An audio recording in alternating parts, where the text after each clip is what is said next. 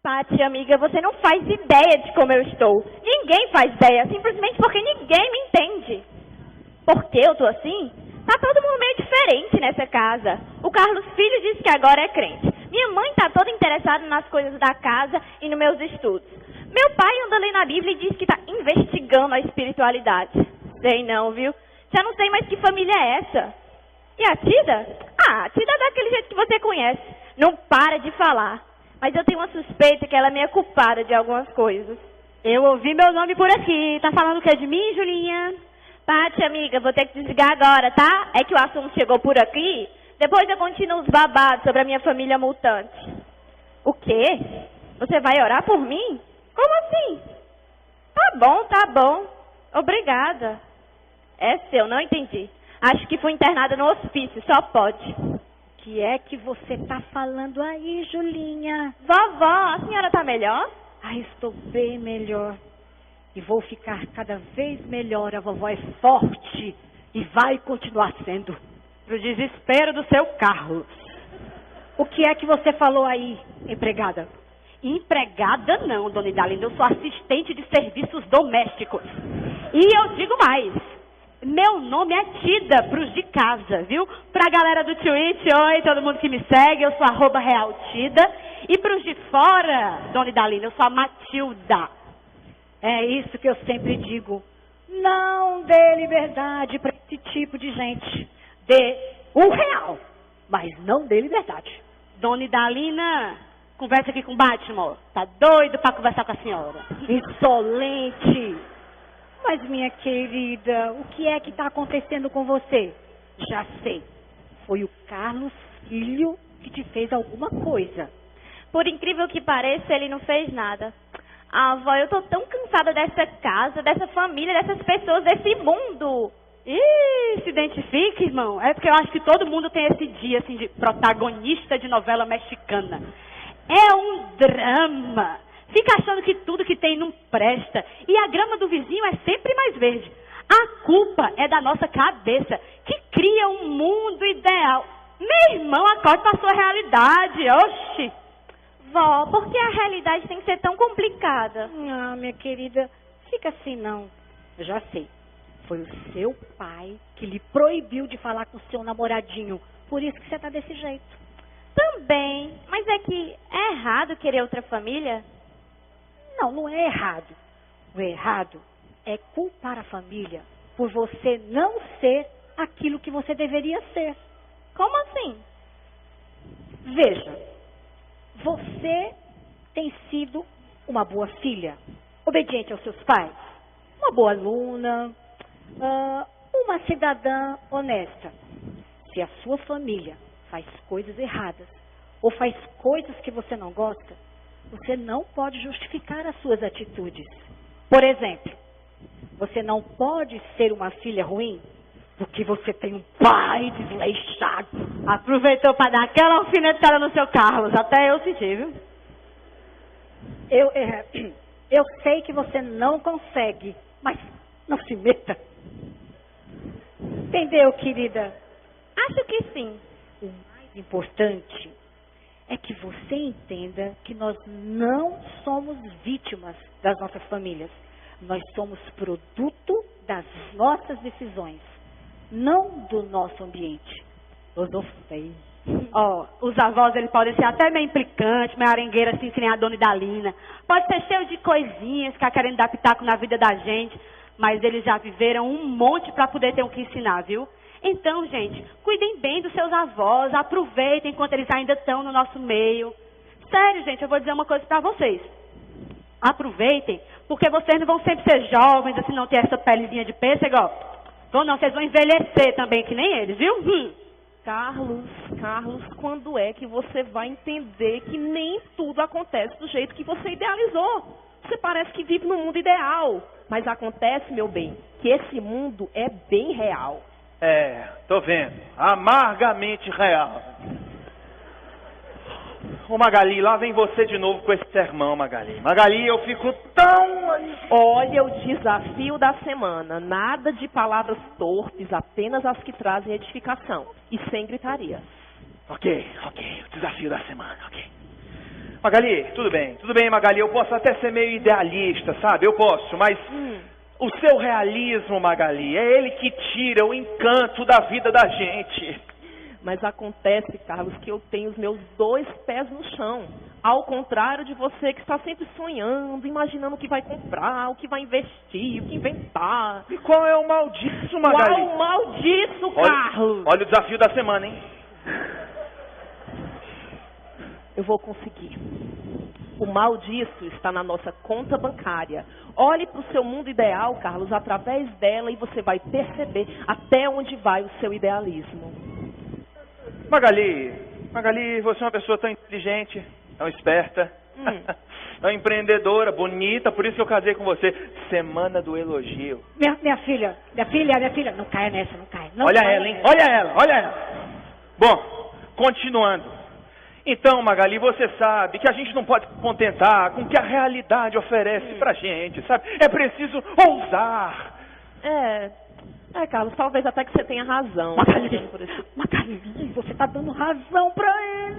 Ela tá ficando pior do que a Tida, hein? Deixa, Carlos, deixa. Mamãe, eu concordo com o Carlos. Quer dizer, pelo menos em algumas partes. Até porque, mamãe, eu preciso aprender a confiar mais no meu marido. Aliás, né, aproveitando a presença de todos vocês aqui, eu quero fazer um comunicado. Esta semana, senta, Carlos. Esta semana eu decidi ser uma discípula de Jesus. A Tida me ajudou a entender que esse era o momento, né? E essa decisão significa muito, muito, muito pra mim. Mas eu vou precisar da ajuda de todos vocês pra mudar muitas coisas na minha vida. Que emoção, gente! Bate palma porque merece! Bate palma, gente! Gente, palma! E descer, bate palma! Oh, gente, dona Magali! Dona Magali, eu tô muito emocionada! Dona Magali, a senhora vai ser o tipo do papoco, dona Magali, eu tenho certeza! Que emoção! A senhora virou crente também? Igual o Carlos Filho? Magali, minha querida, eu fico muito contente por você, tá certo? Falso. Eu fico muito contente por você, tá certo? Essa busca pela espiritualidade é um negócio louvável, sabe? Eu ainda continuo na minha, mas eu fico muito feliz por você. Chega. Pra mim, chega. Julinha, você tem toda a razão. As coisas nessa casa estão ficando muito doidas. E eu vou arrumar minhas coisas porque eu já vou embora. Não precisa se incomodar, não. O Jurandir, meu filho, irmão da Magali, vem me buscar. Obrigada, querida, por mãe, esse dia já daqui. vai. Obrigada, querida. Até logo, até logo. Não, a senhora já vai embora. Mas que é isso, eu vou sentir tanta saudade. É tão bom ter alguém para arengar. Carlos e Tida, sarcasmos não trazem edificação a ninguém. Olha o desafio da semana. Tá bom. Gente, eu vou dizer uma coisa, mas eu também não concordo com essa rixa de genro e sogra, não, viu? Dia desse estava no ônibus, indo pro trabalho, aí o homem pegou, olhou pro outro e falou assim, o pior nome que se pode dar pra sogra é esperança. Porque a esperança é a última que morre. Achei pode. Alguns de vocês viram o Carlos Filho por aí? Eu não tô vendo ele. Deve estar vivendo a nova realidade dele na igreja de vocês. Onde é que você vai? Vou procurar uma família ideal. Vai cansar de procurar, viu?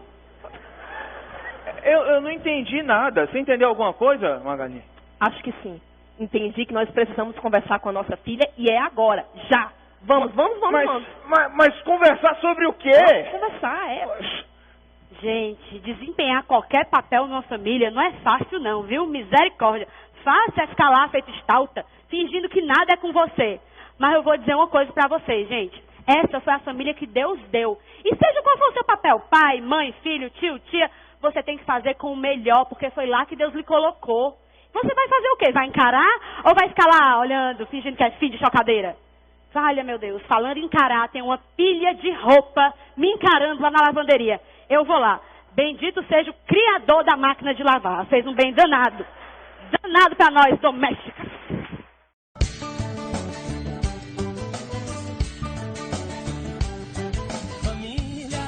Família, papai, mamãe, titia. Família.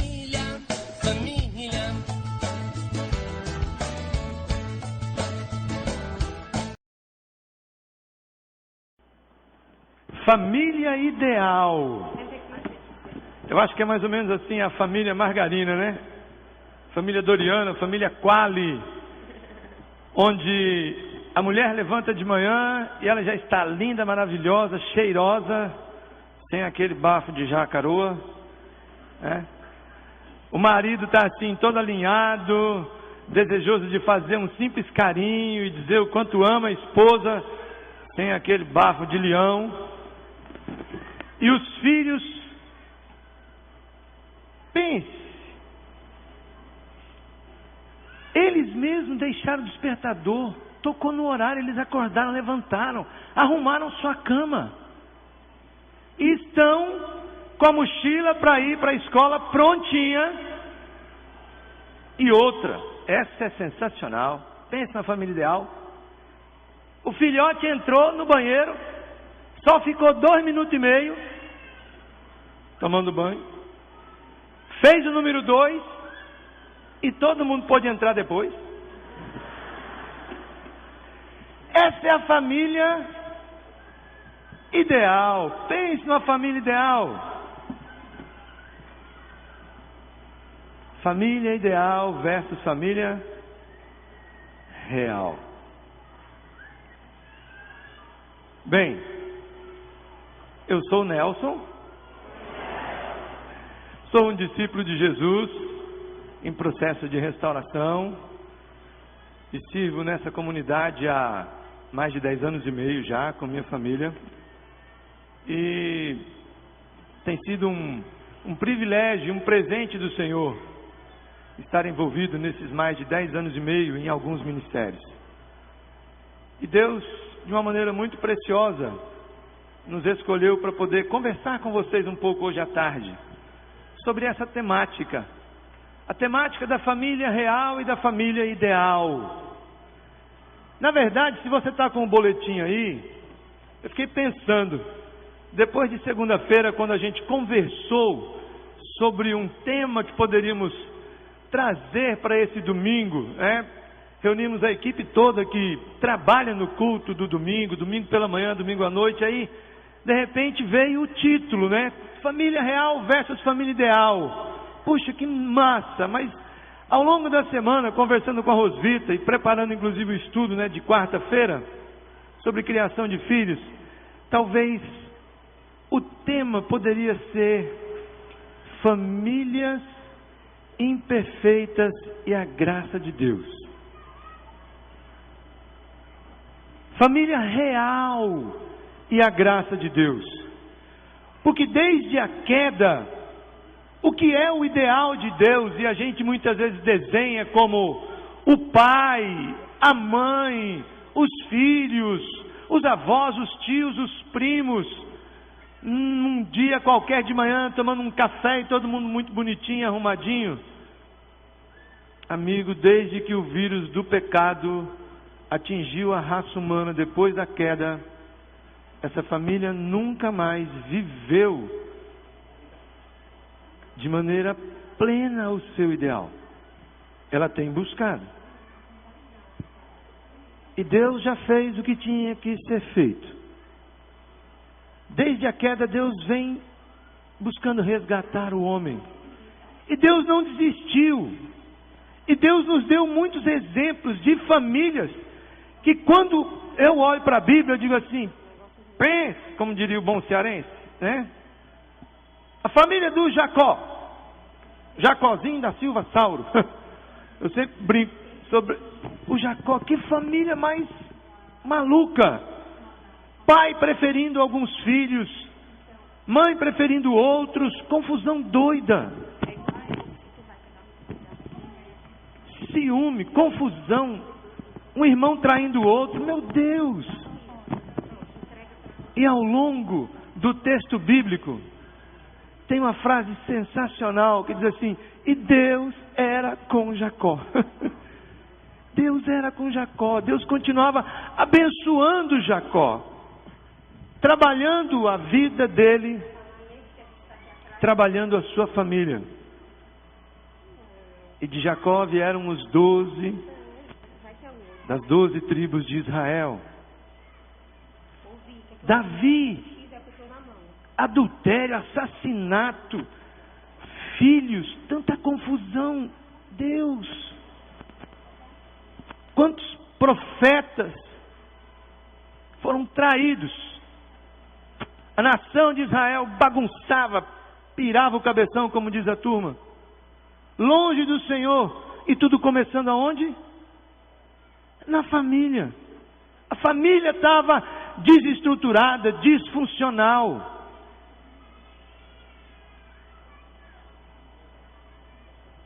A partir da queda, passou a ser família real.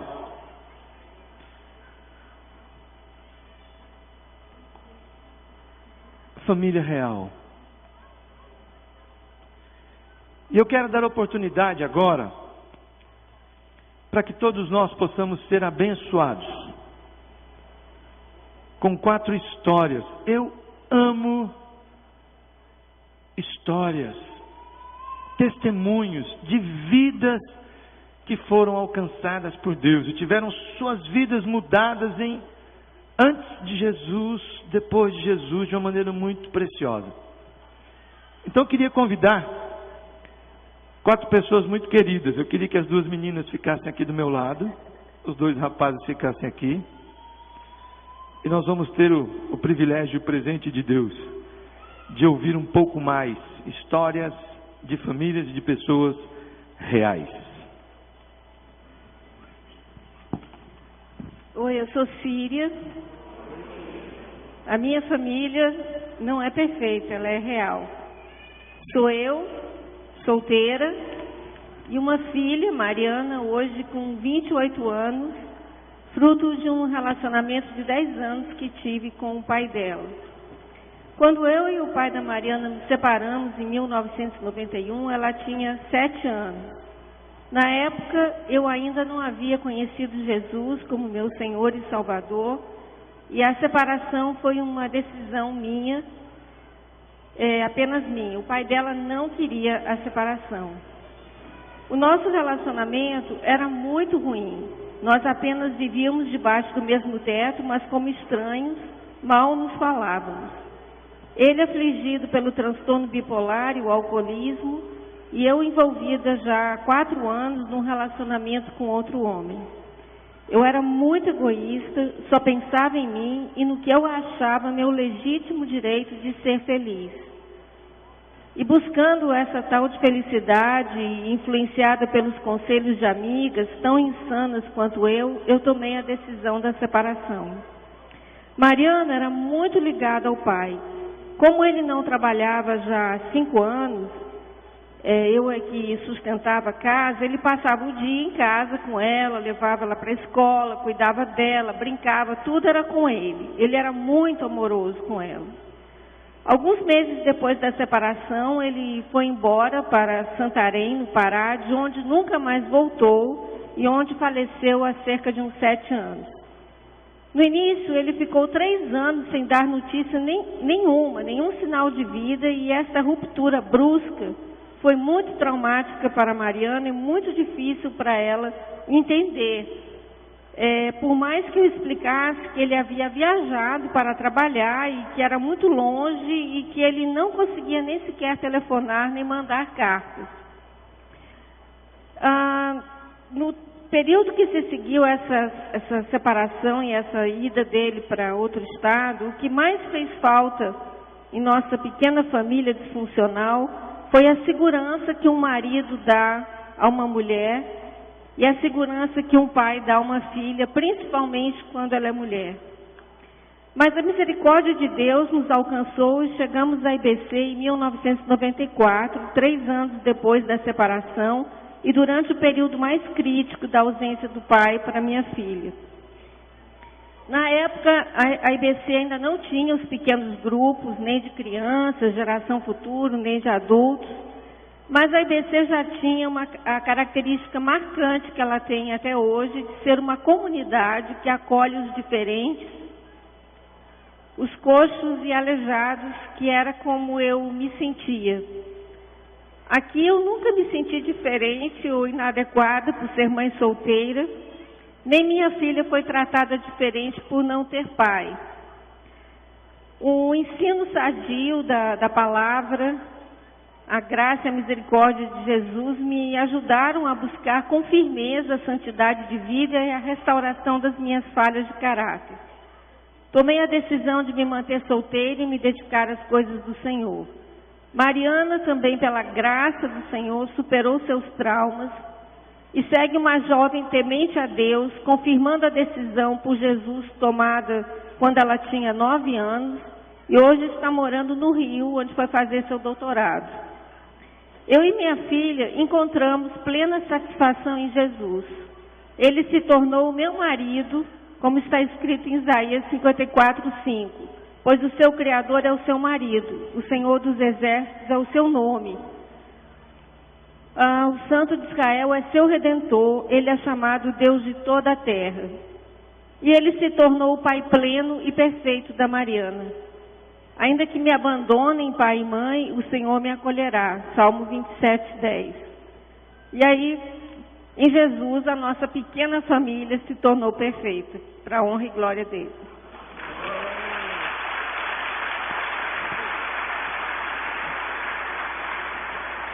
Oi, meu nome é Alexandre, sou um discípulo de Jesus que luta com a procrastinação, autossuficiência, baixa autoestima, entre outras falhas de caráter e maus hábitos. E estou caminhando em vitória para a honra e glória do meu poder superior Jesus. Eu moro com meu filho Lucas, com 10 anos de idade, desde fevereiro de 2006, na época com 4 anos e 11 meses. Eu fiquei muito assustado com a perspectiva de cuidar dele sozinho. Eu estava me separando e ele ficou morando comigo e minha ex-esposa foi morar na Espanha.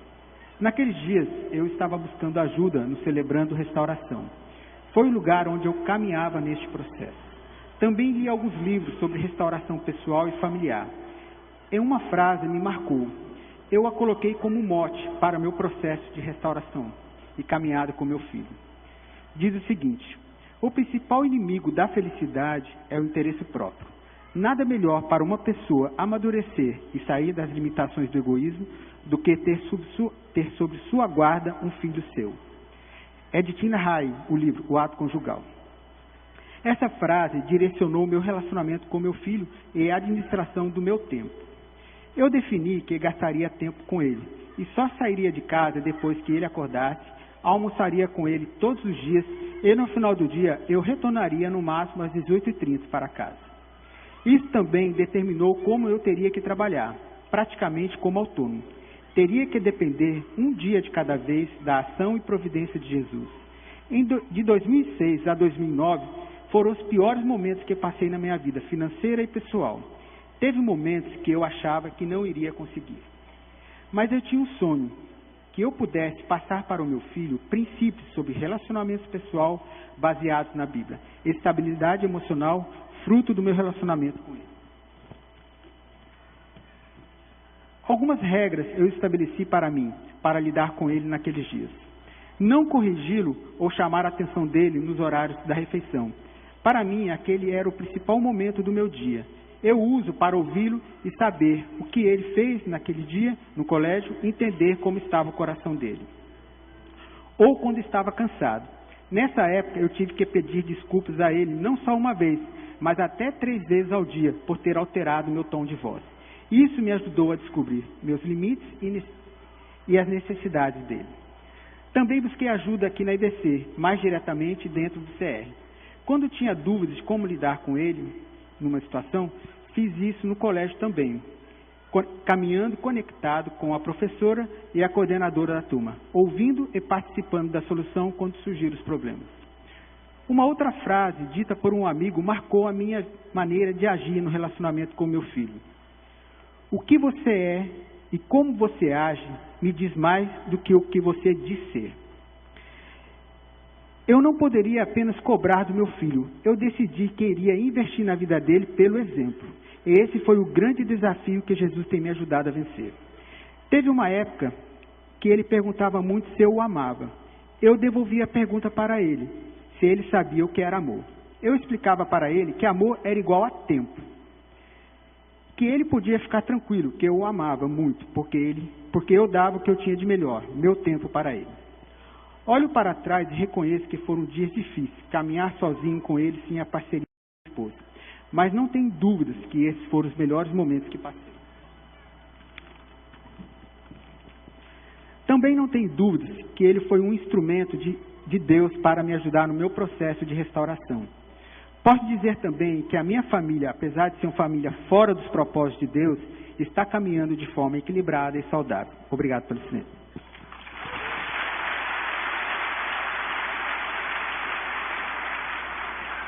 Oi, meu nome é Paloma. Tenho 24 anos, sou estudante de administração. Sou filha do Kinderé e da Nica, irmã da Giovana e da Duda.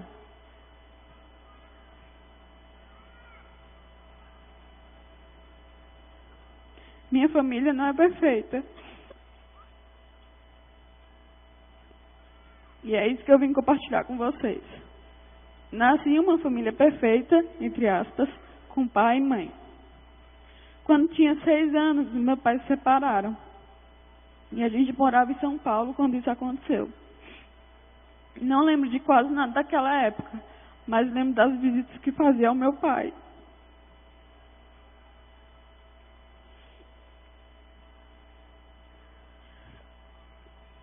E sei também de uma coisa, era muito estranho. Morar com a minha mãe não durou muito tempo. Logo ela achou melhor que ficássemos com meu pai. Durante a separação, meu pai passou a visitar algumas igrejas. E eu lembro de ir com ele algumas vezes. Por causa de alguns problemas, voltamos para Fortaleza. E 3 anos depois, minha mãe decidiu ir morar nos Estados Unidos. E até hoje não voltou. Em 95, meu pai visitou a IBC e decidiu que essa seria a igreja que frequentaríamos. Eu, desde que entramos na igreja, fui sempre muito envolvida nos ministérios. Naquela época no ANSI, depois Radical com Nelson e hoje na Rede Atos. Na minha adolescência, tive meu primeiro pequeno grupo. E hoje, quando eu olho para trás, posso dizer que aquela era a minha segunda família. Dentro de casa, sempre teve uma parte faltando, que era a figura da minha mãe. Mesmo assim, Deus não deixou isso faltando na minha vida. Sempre tive mães adotivas, mulheres de Deus que me acolheram em suas famílias e mesmo sem querer me ensinaram muito. E por ter essa parte faltando, meu pai tinha que se virar em 2, sendo pai e mãe. Meu relacionamento com a minha mãe sempre foi muito complicado. Para mim sempre foi muito difícil visitá-la. Mas com a ajuda da igreja, passei a vê-la de uma forma diferente. E nosso relacionamento mudou. Nem tudo é perfeito na minha casa, mas grandes coisas têm acontecido hoje. Com a ajuda do meu pequeno grupo, tenho aprendido que algumas coisas eu, Paloma, não posso mudar. Mas preciso entregar e deixar o Senhor fazer. E para a glória de Deus, Ele tem feito. E também com a ajuda do meu pequeno grupo, amigos e famílias que me acolheram. Hoje eu tenho um relacionamento melhor com minhas irmãs, meu pai e minha mãe. Nada é perfeito. Eu sou falha e eles também. Mas tenho aprendido a conviver e tenho vivido um dia de cada vez. Hoje eu estou namorando, somos mentoreados e já tenho aprendido qual é a minha missão. Tenho um sonho.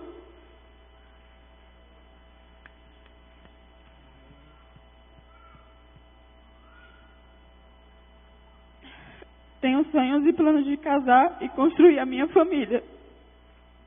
Apesar das coisas que passei, esse sonho nunca saiu da minha cabeça, e sim só fez ficar maior.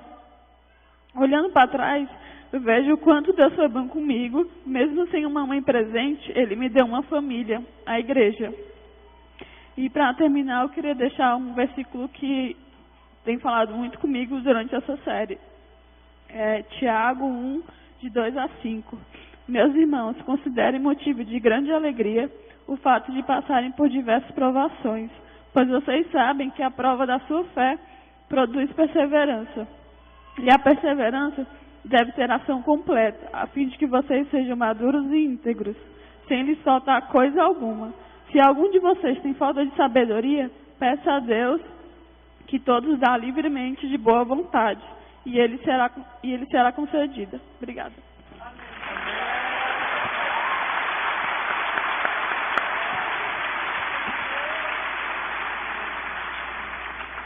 Boa noite, eu me chamo Joares. Oi, Joares. tenho 28 anos, nasci em Cuiabá, no Mato Grosso. Sou filho caçula entre 3 do primeiro casamento da minha mãe. Quero compartilhar com vocês um pouco da minha história e demonstrar como Deus tem trabalhado em minha vida em relação à família ao longo de todo esse tempo. Como disse, nasci em Cuiabá e morei lá até os meus 10 anos de idade. Mas antes de falar sobre minha mudança para cá, gostaria de dar ênfase ao ano de 1990, ano este marcado pela separação dos meus pais. Nessa época, tive a dura tarefa de decidir com quem ficar. Não sofri pressões de nenhum lado, mas confesso que não conseguia entender bem o motivo daquilo estar acontecendo. Decidi morar com a minha mãe. Quando eu tinha por volta de 9 anos, ela começou um relacionamento com meu padrasto. E pouco tempo depois, nos mudamos para cá. Na minha mudança, eu tinha 10 anos, né? Nos 6 primeiros meses aqui no Ceará, tive que morar no interior do estado com os pais do meu padrasto, enquanto minha mãe procurava um apartamento para comprar aqui em Fortaleza. Nesse período, comecei a entender um pouco mais sobre a tal separação dos meus pais.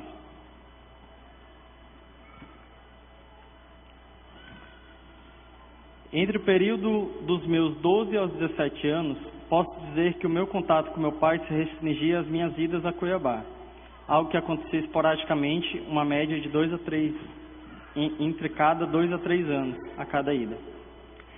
E no dia do meu aniversário, quando ele ligava. Apesar de morar com meu padrasto, durante a minha adolescência, senti muita falta da presença do meu pai, já que meu padrasto sempre se colocou como um auxiliar, entre aspas, na minha criação. Não tive a oportunidade de conversar com meu referencial de pai sobre minha puberdade, nem de compartilhar sobre o primeiro beijo, a curiosidade sobre bebida, drogas, sobre o que eu queria ser quando crescer e tudo mais. Em quase todas as situações eu compartilhava com os meus amigos, e isso quando eu não decidia guardar aquelas coisas para mim. Ao fazer 18 anos, conheci a Cristo e eu aceitei como Senhor e Salvador da minha vida lá no 7 de setembro. Naquela oportunidade, eu participava do Ministério de Vôlei da EBC e fui conhecendo pouco a pouco como era a vida com Jesus. Passei a fazer parte de um pequeno grupo de jovens e, com o passar do tempo, fui sendo cuidado por cada um deles. E minha necessidade de compartilhar sobre minha vida, frustrações, anseios e sonhos foi sendo suprida a cada reunião. Muito obrigado ao Dilken, ao Ander, Eli, ao Tora, que está ali, que eu já vi, o Thiago Negão, o Vitor, Daniel Coelho, André Garoto, Felipe VG, entre outros, por todo o tempo gasto me ouvindo no pequeno grupo. Eu prometi que eu não ia chorar na hora de agradecer o pequeno grupo, tá? Notei durante todo esse tempo um cuidado especial de Deus em minha vida, pois tive a oportunidade de ser tratado quanto às minhas mágoas do passado, frustrações por não ter tido o que almejava ser a família ideal e tendo a esperança de que era possível fazer diferente na minha vida. No dia 28 de março de 2007, dei o meu primeiro passo para a mudança completa na minha história. Me casei com a Paulinha e permanecemos muito bem casados e apaixonados um pelo outro até hoje. Temos um filho, o Gustavo, mais conhecido na internet como @Pulinho, de 1 ano e 2 meses. Hoje participo de um pequeno grupo de casais e, para a glória de Deus, tenho tido a oportunidade de construir uma família nos moldes do caráter de Cristo. Obrigado. Valeu, Jô.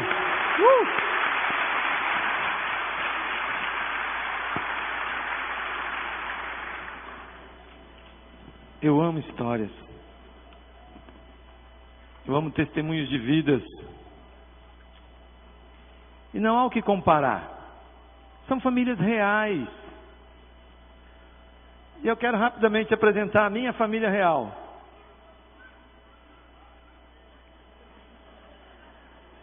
Eu fui adotado há mais de 23 anos na família da minha sogra, gente. Levanta aí, Oma, fica de pé para a turma te conhecer. A Oma Gudrun Werner.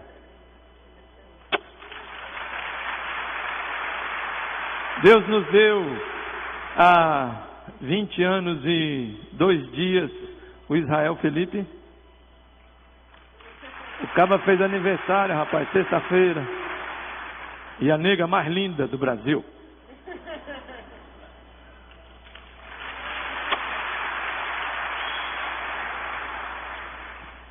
E eu quero deixar vocês agora, daqui a pouquinho, na companhia de uma pessoa muito linda. Eu só quero rapidamente reprisar com todos nós essa série Família.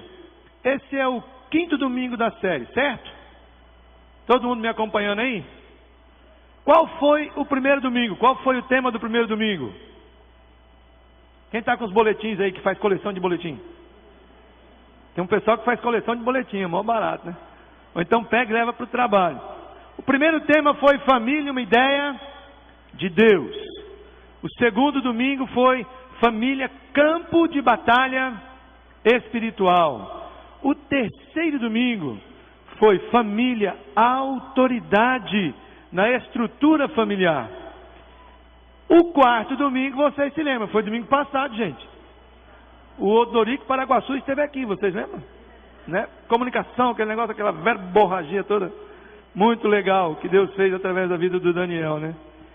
E hoje queremos conversar sobre família numa perspectiva bem prática de papéis. Foi por isso que no nosso coração, meu e da Rosvita, a gente pensou em trazer testemunhos de mães, de uma mãe que fez o papel da mãe, do pai, do irmão muitas vezes, né? Da amiga sempre.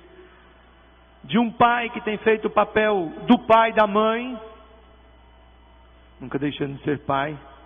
Do filho, que está agora fazendo o papel de marido, de esposo, mas agora é de pai. Tem o Gustavinho lá, até na internet, né? E da filha, que sonha constituir família e que vive o relacionamento ainda hoje, como filha e como irmã. E nessa perspectiva eu queria convidar a mulher mais linda do pedaço. Quem é você, companheira? Oi, pessoal, meu nome é Rosvita. Oi, Rosvita. E para nós é uma grande alegria a gente compartilhar um pouco sobre pais, filhos, e a gente, na verdade, falar muito mais da nossa experiência, do que Deus tem ensinado para a gente através da sua palavra e que a gente tem buscado viver. E, de fato, os pais são as pessoas mais importantes na vida dos filhos. Os pais são os que moldam valores, escolhas, emoções, até a postura diante da vida. E é tão interessante que até os pais, quando eles não estão presentes ou estão ausentes, a ausência desses pais marca os filhos. Talvez as pessoas que mais nos marcaram, tanto positivamente como também mais nos feriram, são os nossos pais. E aí eu fico pensando o quanto que o nosso papel é importante na vida dos nossos filhos. Eu sei que nem todos aqui ainda são pais e mães. Mas talvez, igual a Paloma, você está sonhando um dia em formar sua família. Então, mesmo quando a gente estiver falando um pouquinho dos pais, é legal a gente poder abrir o coração, os olhos, para já dizer, puxa, olha aí o que Deus está falando, para onde que eu quero construir também, que eu sonho. E depois, quando a gente falar um pouquinho sobre filhos, ninguém escapa, porque todo mundo aqui é filho. Pode ter 50 anos, pode ser pequenininho, mas todos nós somos filhos. E a gente quer repartir um pouquinho sobre essa questão primeiro dos pais. Primeira coisa, gente, filhos são um presente.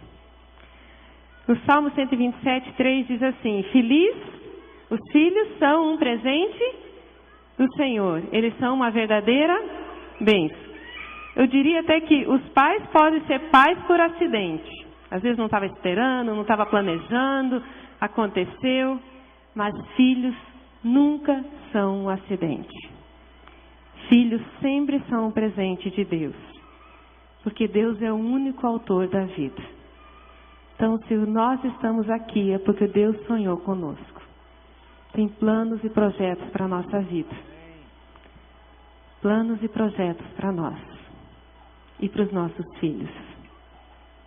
Segunda coisa bacana que eu gosto de pensar é que filhos são pessoas.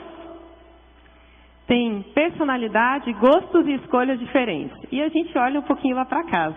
Eu tenho um marido que é fissurado por futebol. Levantar para mim, eu fico pensando, levantar domingo, 5:30 da manhã para jogar a bola, é gostar muito de futebol, não é? O Nelson levanta sem o menor constrangimento de manhã, feliz da vida, engraxa sozinho a chuteira, lava depois também as meias, as coisas quando volta, que às vezes volta, né? E a gente tem o Israel. Normalmente a gente diz assim, né? Os filhos geralmente gostam do que os pais curtem. O Israel não curte futebol, nunca gostou. O presente favorito do Nelson quando criança era bola. O presente favorito do nosso filho é quebra-cabeça. Ele nunca curtiu bola. O Nelson dava todas as bolas possíveis. Mas nem que o jogo de futebol fosse 11 horas da manhã ele ia curtir. Filhos têm gostos diferentes. O irmão do Nelson, pelo contrário, tem um filho e o irmão do Nelson... nerd, pense num cara assim. Todo intelectual, só anda de camisa, calça social e tal. E o filho dele, de 11 anos, adora jogar bola.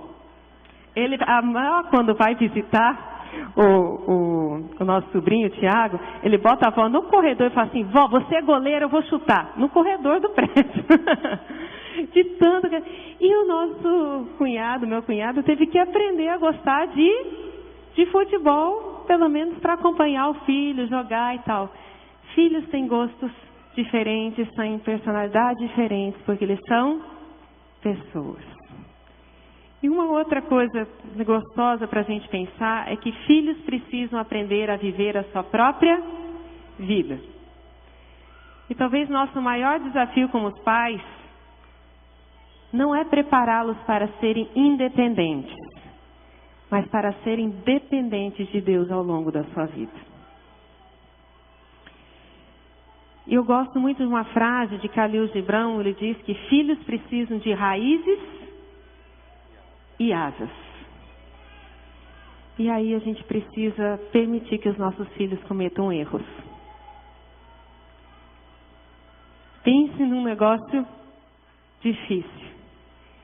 E a gente precisa também permitir que os nossos filhos vão embora. Que eles cresçam. E a gente está encarando isso um pouco mais agora com Israel, com 20 anos. Ele fez aniversário sexta-feira, a gente estava olhando assim, eu e o Nelson, eu falei, não acredito que nós já estamos com um filho de 20. Parece que nasceu ontem. Pelo menos essa sensação que a gente tem. E a Rebeca também está crescendo tão rápido. Mas nós precisamos deixar Israel e Rebeca cometerem erros. E mais do que nunca a gente precisa deixar o Israel ir. Desenvolvendo, criando a vida dele e dependendo de Deus. E a gente confiando que Deus vai cuidar dele. E isso vale, né? Eu acho que fico pensando muito em você, Lô, que está sentado aqui na frente, né? As filhas casadas, né? Como é difícil, né? Eu fico pensando, deixá-las irem e viver suas próprias famílias. E a gente fica assistindo muito mais de longe do que quando está assim, pertinho ainda. Mas Deus tem algumas dicas para nós como pais. E a primeira delas está em Colossenses 3, 21. Eu queria convidar vocês pais para lerem esse texto em voz alta. Os pais, todo mundo aqui é pai e mãe. Vamos ler juntos no telão? Pais, não irritem seus filhos para que eles não se desanimem. Ouviram? E a gente fez uma enquete lá em casa. Perguntando aí para os filhos, o que irrita vocês? O que faz a gente irritar vocês? Como é que os pais irritam os filhos? A gente fez um resumo da lista. Mas algumas coisas que apareceram são: prometem e não cumprem. A gente promete alguma coisa e não faz. Tem um bocado de mãe e pai se cutucando, você já viu? Você olha assim. Outra coisa, não reconhecem que estão errados e pedem perdão para os seus filhos. E eu quero dizer para vocês que eu erro muitas vezes. Quantas vezes eu preciso chegar para a Rebeca e dizer, Rebeca, me perdoa pela minha falta de paciência com você na hora de fazer a tarefa de casa? e eu tenho que pedir perdão para ela. Exigem o seu padrão e querem impor o seu jeito sobre os filhos. Lá em casa a gente até tem uma brincadeira sobre arrumar o quarto. Para mim, arrumar o quarto significa uma coisa. O Israel e a Rebeca têm uma compreensão completamente diferente do que significa arrumar o quarto. Fechou a porta do armário e coube tudo dentro, tá ótimo. Mas eu sei que isso é só lá em casa, né?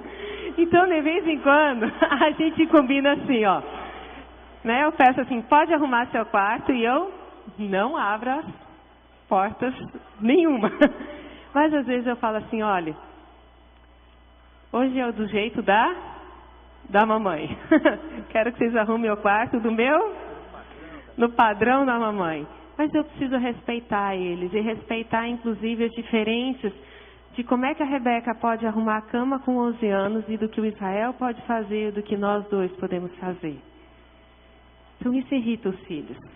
Uma outra coisa que irrita os filhos é quando a gente não os convida para tomar decisões sobre a família juntos. E quanto mais os filhos crescem, mais eles precisam participar das decisões que a família vai fazer, desde um passeio até como que a gente vai levar a vida em alguns momentos, o que nós vamos fazer, que decisões vamos fazer. E uma outra coisa que irrita muito os filhos é quando as regras são impostas sem uma comunicação clara e sem uma compreensão do porquê dessa regra. Segunda coisa, a gente pode aprender de dica que Deus nos dá, está em Provérbios 22:15. E eu gosto desse versículo. Ele diz assim, olha, é natural que as crianças façam tolice. Gente, às vezes a gente espera alguma coisa diferente. É natural que os nossos filhos errem, que eles façam besteira, que eles pisem na bola, que eles não façam o que a gente gostaria que eles fizessem. Mas o versículo continua e diz assim, mas a correção as ensinará a se comportarem. Ou seja, cabe a nós pais exercer disciplina consistente e com amor. Mas disciplina que vem do relacionamento com os nossos filhos. E aí eu vejo que, para a gente, uma das coisas importantes para conseguir exercer essa disciplina é vencer o nosso cansaço. Eu não sei quando vocês, mas às vezes a gente chega em casa cansado. Ou aquelas coisas que se repetem sempre de novo, né? Parece que, quantas vezes a gente tem que falar, né? Desobrigado, olha no rosto quando fala com alguém. Não deixa o tênis no meio da sala. Não deixa o tênis no meio da sala. Gente, mas precisa ser consistente e vencer o meu cansaço. Dizer, olha, eu preciso disciplinar, mesmo quando a vontade é fazer qualquer outra coisa. E também não ter receio de perder o amor dos filhos. A disciplina, muito pelo contrário, ela demonstra amor. Ela demonstra o quanto a gente ama os nossos filhos. Tem aquele livro do Isami Tiba, né, que o título já diz, quem ama, educa. Quem ama, educa. E isso não, acho que não é ele que disse, não. Isso é princípio que está na palavra de Deus, que é o que Deus diz pra gente, né? Ele nos ama tanto que Ele nos disciplina. E em Hebreus 12:11 tem uma outra dica importante pra gente, que tem a ver com isso, que a gente acabou de falar. Quando somos corrigidos, isso nos momentos nos parece motivo de tristeza e não de alegria. Porém, mais tarde, os que foram corrigidos recebem como recompensa uma vida correta e de paz. Ou seja, nós pais precisamos exercer autoridade com amor, como já foi falado nos domingos anteriores. Não podemos abrir mão da autoridade que Deus delegou para nós. Nós somos responsáveis diante de Deus pelos nossos filhos.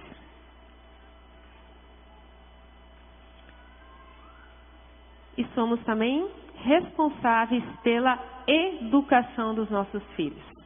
Olha o que está escrito em Provérbios 22:15. 22:6, aliás. Instrua a criança segundo os objetivos que você tem para ela, e mesmo com o passar dos anos não se desviará deles. E em Deuteronômio 6, 5 e 7 está escrito: ame o Senhor, o seu Deus, de todo o seu coração, de toda a sua alma, de todas as suas forças. Que todas essas palavras que hoje lhes ordeno estejam em seu coração. Ensine-as com persistência a seus filhos. Converse sobre elas quando estiver sentado em casa, quando estiver andando pelo caminho, quando se deitar e quando se levantar. Ou seja, amar a Deus não se ensina através de um estudo bíblico, de uma pregação, mas se ensina no relacionamento. E Jesus fez isso quando viveu entre nós. Ensinar a amar a Deus vem pelo exemplo, vem pelo estar junto e é modelado pela vida. E precisa ser persistente. Eu gosto dessa palavra no texto de Deuteronômios. Porque às vezes vem essa frase, mas eu já não te disse. Quantas vezes eu preciso dizer? Mas o texto diz que nós precisamos ensinar a amar a Deus com persistência. Persistência. Persistência. E a gente não pode, de forma alguma, terceirizar essa responsabilidade. Nem para a escola, nem para a igreja e nem para outros profissionais. Essa responsabilidade é nossa como pais, em primeiro lugar. Nós podemos ser parceiros, mas a responsabilidade é nossa. E agora vamos falar um pouquinho sobre filhos. E filhos somos todos nós. E a primeira coisa para a gente só lembrar quando a gente fala sobre filhos é que não existem pais perfeitos e não existem filhos perfeitos. E eu gostei muito quando a Paloma falou uma parte no seu testemunho dizendo que pais, a gente precisa aceitá-los como eles são. A gente não pode escolher os nossos pais, não é verdade? Mas a gente pode aceitá-los como eles são, limitados e incompletos. Algumas coisas nós podemos mudar, mas outras coisas nós podemos aceitar pela graça de Deus. E Deus nos ajuda a amá-los como eles são.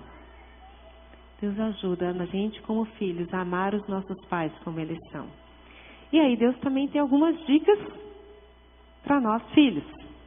A primeira está em Colossenses 3:20. E eu gostaria que todos nós lêssemos juntos. Afinal, agora somos todos filhos. Vamos lá?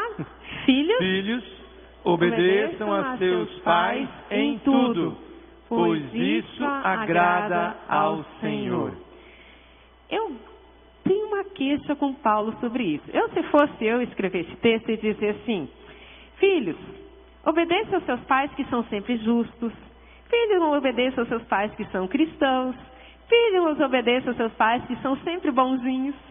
Mas Paulo não incluiu isso nesse versículo. Ele simplesmente disse: filhos, obedeçam a seus pais. Ponto. Porque isso agrada a Deus. E uma das coisas que eu precisei aprender sobre obedecer aos meus pais, né, foi que eu preciso confiar em Deus. Em primeiro lugar, e que Ele é capaz de inclinar o coração dos nossos pais conforme Ele quer.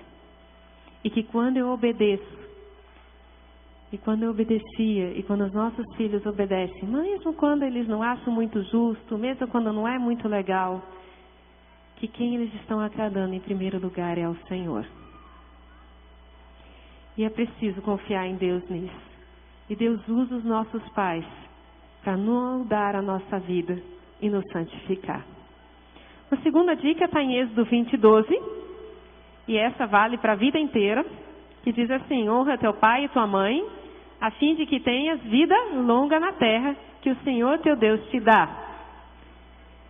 Obediência dos filhos aos pais vale até a vida adulta, até onde eles formam a própria família, onde aí o menino passa a ter autoridade, a mulher passa a ser submissa à autoridade do seu marido, sai debaixo dos seus pais, mas a honra é algo que fica para a vida toda. E eu fico só me lembrando da gente, quando o pai do Nelson ficou muito doente, os pais do Nelson separados, o pai dele foi morar em Rondônia. Isso já faz bastante tempo. E o pai do Nelson não tinha com quem ficar. E eu lembro que eu falei com o Nelson, falei, traz teu pai para morar com a gente. E o pai do Nelson veio para morar conosco. Naquela época a gente morava num apartamentozinho, literalmente um apertamento, era um banheiro para todo mundo. Pense, não era fácil. O nosso orçamento era muito restrito naquela época. Mas como foi bom honrar o pai do Nelson, trazendo ele para perto da gente. E hoje é muito bom ter você, mãe, morando com a gente. Muito bom mesmo. Eu não sei se foi ela que me adotou ou nós que a adotamos, entendeu? E eu sei que no início não foi tão fácil para mim. Casada, morando longe sempre, a gente sempre morou longe. Mas Deus tem me dado o privilégio da minha mãe estar morando com a gente agora. Já fazem acho que 5 anos, né, mãe? Em dezembro vai completar 6 anos, ela está dizendo, ela tem as contas né? direitinho. Muito legal isso. E tem sido bênção para Israel, para a Rebeca, ter a minha mãe morando com a gente. Minha mãe já é viúva há bastante tempo. E a gente também honra a mãe do Nelson. A mãe do Nelson mora bem longe, mora no interior do Paraná, em Apucarana. Mas Deus tem nos ajudado a honrá-la, visitando quando a gente pode, mandando presente sempre, Dia das Mães, Dia da Avó, chega perto do Natal e ainda uns meio fora de época também. Com telefone, com cartas. E quanto tempo talvez faz que você não visita seus pais, não dá um telefonema? Gente, pais sentem falta dos seus filhos. Sentem falta. E tem saudade dos filhos. Eles sabem que os filhos cresceram, estão vivendo outras coisas. Mas eles gostam de um aconchego de filho de vez em quando. E a gente pode fazer isso. E é bom demais fazer isso. E no Salmo 133:1 diz assim: como é bom e agradável quando os irmãos convivem em união. Amor e respeito entre os irmãos. Eu dizia, gente, que relacionamentozinho difícil esse às vezes de irmãos, não é? Pega de um, pega do outro. Lá em casa a gente tem uma palavra que a gente chama de ficar de pique-pique um com o outro. Fica implicando do nada. Mas, gente, Deus usa esse relacionamento de irmãos para nos preparar para a vida. Porque a gente vai casar com uma pessoa completamente diferente da gente. E Deus fez uma coisa muito linda com relação aos meus irmãos. Deus proporcionou, há uns 6 anos atrás, que algumas coisas que ficaram muito marcadas, até mágoas que nós tínhamos entre nós. Eu tenho uma irmã que mora em Curitiba, eu tenho um irmão que mora em Brasília, ou seja, viaje pelo Brasil visitando a sua família. Mas Deus nos trouxe juntos um dia para nós conversarmos sobre aquilo que nós havíamos nos machucado um dia. E nós tivemos algumas conversas muito honestas sobre isso. E também pudemos rir de algumas coisas que a gente fazia quando menino. E foi bom demais. E ter restaurado esse relacionamento com meus irmãos, mesmo eles morando hoje longe, como é precioso para mim. Como é precioso.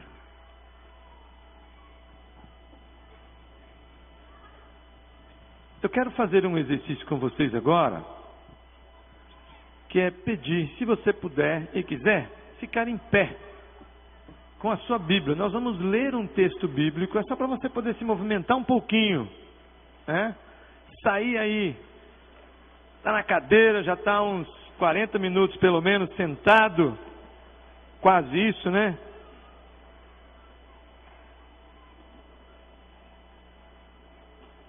É o texto de Colossenses 3.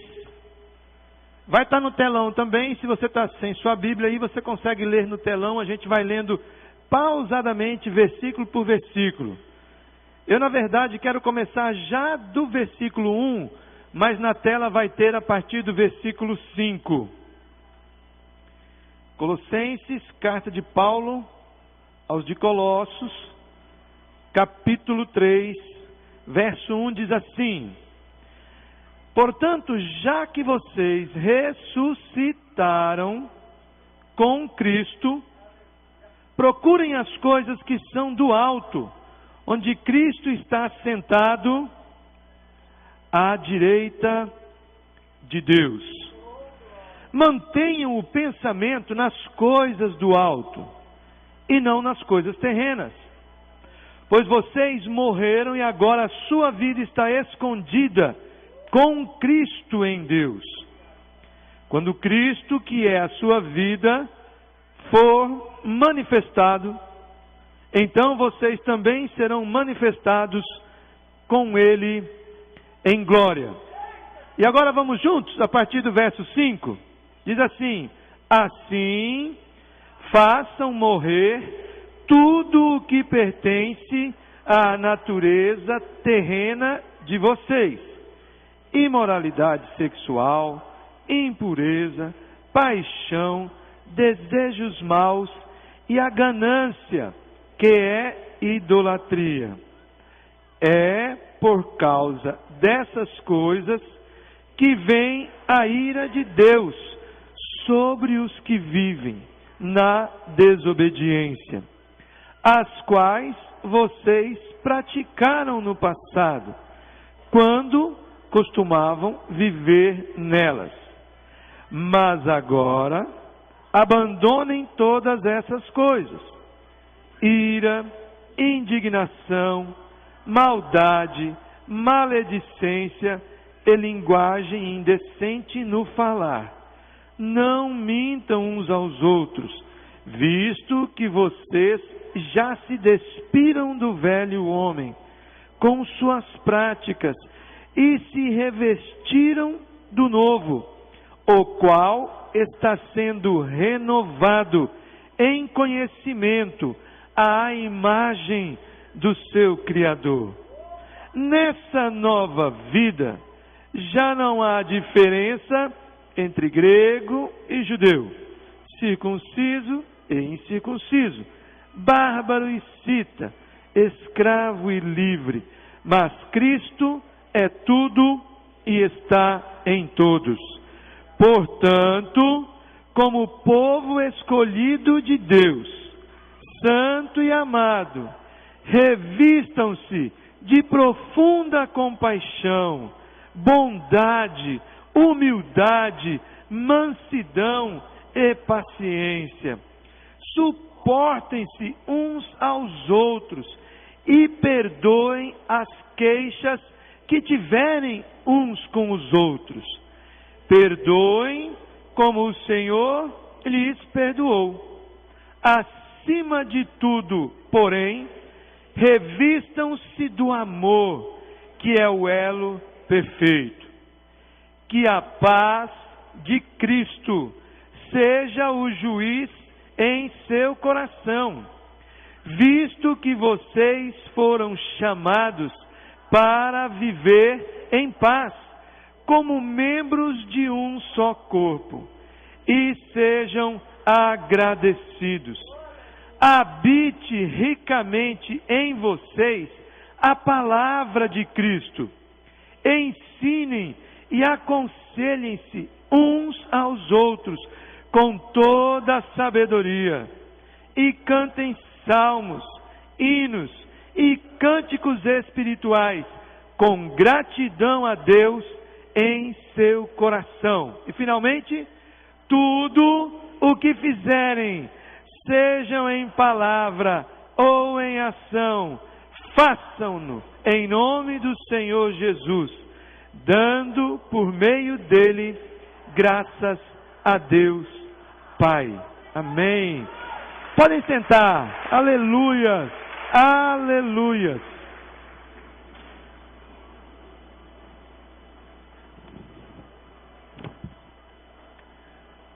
O relacionamento com Deus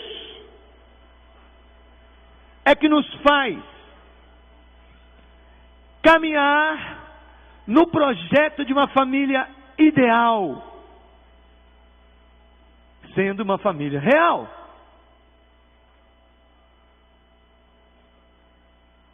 Esse texto, ele fala ao meu coração, e eu não tenho dúvida, falou ao teu coração. E o meu desejo é que você traga isso para a tua casa, traga isso para a tua vida, traga isso para a tua sala, traga isso para o quarto do teu filho, da tua filha. Lembre-se de onde o Senhor te tirou.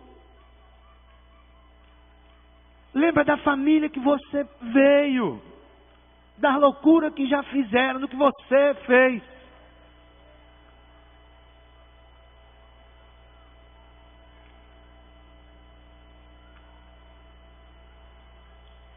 Lembre-se de que o Senhor é o maior interessado em deixar você completamente nu de um monte de porcaria que não serve para nada. E Ele, com todo carinho, vai tirar, vai despir você, não para te envergonhar, Ele vai tirar isso da tua mente, do teu coração, do teu caráter. Ele vai trabalhar para que a mente do Senhor seja a tua mente agora. Para que o caráter de Cristo sejam as características que a tua esposa vai ver em você, o teu marido vai ver em você, os teus filhos vão ver em você. As características do Senhor Jesus. Trabalhando o coração, trabalhando a comunicação, trabalhando a confiança. A gente tentou deixar de maneira bem, talvez sistemática, para você poder compreender. No teu boletim está bem fácil de você compreender. Do que é que você deve se despir, do que é que você deve agora se revestir, e pedir que Deus realmente revista a tua vida com isso. Em relação ao coração, idolatria e imoralidade. Deus, afasta de mim, me despe disso, Senhor, tira de mim. E me revista, me coloque capa nova, roupa nova, coração novo, mente renovada, é o que a tua palavra diz, que o Senhor vai renovar a minha mente, a nossa mente. Uma nova natureza. Se alguém está em Cristo, é o quê? Nova criatura. É uma nova natureza. É uma nova maneira de pensar. E nos vestirmos da natureza de Cristo. No que tange à comunicação, se você tem vivido, se você já viveu num ambiente onde havia malícia, ira, difamação, linguagem obscena, o texto diz, se despe disso. Peça ao Senhor. Clame ao Senhor para que isso fique longe de você. Para que isso não ocupe tua mente, teu coração nunca mais. E revista-se de compaixão, de bondade, de humildade, de gentileza, de paciência, de perdão, de amor. Revista-se do fruto do Espírito que agora habita em você. E é Ele mesmo quem, inundando tua mente e teu coração, vai tirando o que não é dele e vai trazendo a natureza do Senhor Jesus. Vai limpando, vai purificando, vai santificando. E a confiança. Para que você jogue fora a mentira. E para que você viva agora na luz e na verdade. Eu quero confessar para você que eu luto com a mentira. É impressionante isso na minha vida ainda hoje. Luto com outras áreas, luto com a pornografia, luto com a compulsão por pegar o que não é meu, luto. Isso às vezes é uma luta, é uma guerra, como a gente já viu aqui, um negócio impressionante. Eu me lembro que a primeira vez que eu me dei conta do quanto eu era mentiroso, compulsivo, contumaz. Eu estava na casa de recuperação, todo domingo na casa de recuperação nós ficávamos num coretozinho que havia no meio daquela propriedade, lá em Curitiba. E o pastor ligava o rádio para a gente ouvir uma pregação. Na época era o Jim Swaggart, quem lembra? É o novo, hein?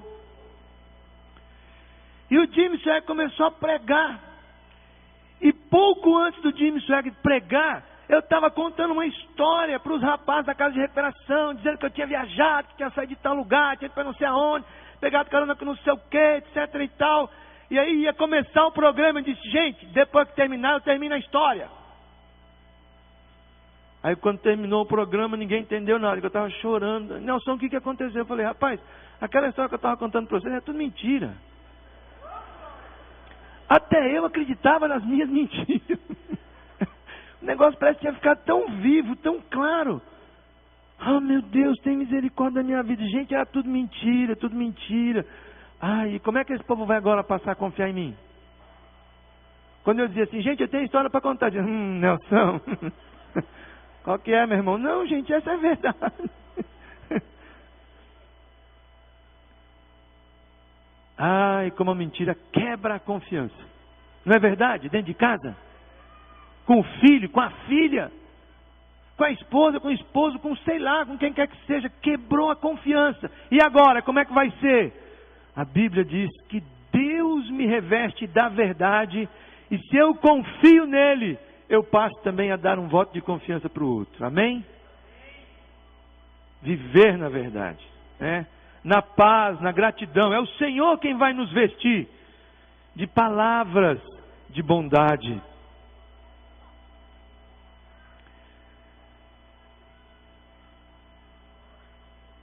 Deus, de uma maneira linda, começou boa obra na tua vida e vai terminar essa obra. E Ele, de uma maneira linda, escolheu a tua família para gerar santificação, para abençoar você, para quebrar você muitas vezes, para te fazer buscá-lo de todo o coração, para te quebrantar muitas vezes. Deus vai usar a nossa família. Vai usar a família de Deus também. Mas Ele começa lá por casa.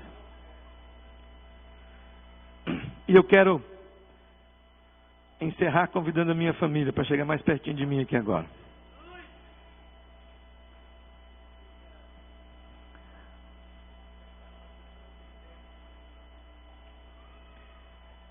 E contar um pouquinho da história do Israel e da Rebeca Caroline. Desde o nosso namoro, Rosvita e eu falávamos sobre os filhos que Deus poderia nos dar. E se Ele não os desse vindo do ventre, que a questão da adoção era uma coisa no nosso coração muito clara, de que Deus poderia nos dar filhos adotivos, filhos do coração. E veio o Israel Felipe, filho do ventre, né? Filho da barriga, como diz a nega. E Deus tem nos ensinado muito com a vida do Israel Felipe. Veio num momento muito precioso da nossa vida. A Rosvita, nos últimos 2 meses de gravidez, passou muito mal, uma trombose venosa profunda, risco de vida para ela, risco de vida para o Israel. E sexta-feira eu estava em casa me lembrando do milagre, né, que foi ter visto o Israel Felipe saindo ali, eu assisti o parto, e chorando compulsivamente, e eu tentei pegar, consolar, e ele só parou de chorar quando a mãe tocou nele e disse, ô filhinho. E aí alguns anos depois, a Rosvita já não podendo mais ter filhos, Deus nos deu a Rebeca Caroline. Os dois são mineirinhos, né? A Rebeca nasceu prematura de 6 meses. A Rebeca é um milagre do Senhor. E Deus escolheu a nega para estar entre nós. Eu tenho convicção absoluta. Nós não escolhemos o Israel e não escolhemos a Rebeca. Deus escolheu os filhos. E Deus tem nos ensinado muito através dele. A Rosita tem falado isso muito. Eu sempre digo que eu consegui só compreender o amor de Deus na minha vida a partir da maternidade. Eu sabia na minha mente, mas no meu coração foi quando Deus deu pra gente primeiro Israel e especialmente quando Deus trouxe a Rebeca para nossa família. E Deus me fez compreender que eu era filha. Que eu era filha adotiva dele. E que da mesma forma como quando a gente foi fazer todo o processo de adoção da Rebeca, a gente só sabia que queria uma menina, porque o Israel queria uma irmã, uma menina. E a gente tem essas vantagens da adoção, né? A gente pode escolher uma menina, né? Mas quando a gente foi fazer as entrevistas com a assistente social, ela perguntava, e aí, o que vocês querem? Como é que vocês... Eu falei, olha, nós temos tanta convicção que a criança que o Senhor quer mandar para a gente é a criança que o Senhor tem para a família da gente. E Deus trouxe a Rebeca. E eu compreendi que da mesma forma como Deus trouxe a Rebeca para a nossa família, do jeito que ela é, Deus me aceita na sua família, me ama incondicionalmente, não me escolheu, não leva em conta minha história, meu passado, minhas coisas feias. E disse, olha, eu amo você. Então eu agradeço muito a Deus pelo privilégio de ser mãe, de ter colocado Israel e a Rebeca na minha vida. E de ter colocado a gente como família na família dele. Amém. Amém. Aleluia. Eu quero pedir os meninos que subam aqui já. Eu quero fazer um convite a você que ainda não conhece e não tem Jesus como Senhor e Salvador da sua vida. E que eu sei, tem aí o mais profundo desejo do teu coração de viver família pela graça de Deus. Eu quero desafiar você agora. Se tem alguém no nosso meio que gostaria de nessa noite entregar sua vida ao Senhor, reconhecer que Deus morreu por você lá na cruz, entregou sua vida no seu lugar, ressuscitou dentre os mortos, é o que diz a palavra. Se há alguém, faça um gesto, levante uma das suas mãos dizendo, eu quero Jesus como meu Senhor e Salvador. Amém. Amém. Aleluias. Aleluias. Mais alguém? Amém. Amém. Aleluias. Aleluias. Aleluias. Amém. Lá atrás, olha, alguém com a mão levantada lá, ó. Dá um grande abraço aí, quem está aí do lado. Já convide ele para vir para o teu grupo pequeno. Tá certo? E eu agora quero orar por você. Quero que você me ouça com atenção. Essas pessoas que levantaram suas mãos, desejosas de conhecerem mais sobre Deus, de entregar suas vidas realmente a Deus. Ao final desse momento, você que está aí do lado, conduza ela, saia conversando, abraçando, orando por ela e leve ela ali até o pessoal do Conexão Central, para que o pessoal possa ter um tempo precioso ali. Mas eu quero agora orar por você, que ao ouvir o texto bíblico, reconheceu e o Espírito Santo de Deus falou, realmente eu preciso me revestir disso que a palavra está me orientando, para experimentar paz que excede todo entendimento, lá na minha casa, com o meu pai, com a minha mãe, com o meu irmão. Eu preciso perdoar, eu preciso pedir perdão, eu preciso viver na verdade. Se Deus falou isso ao teu coração hoje à noite, e você está com esse propósito de não abrir mão do ideal de Deus na tua família, Fica de pé agora, quero orar com você.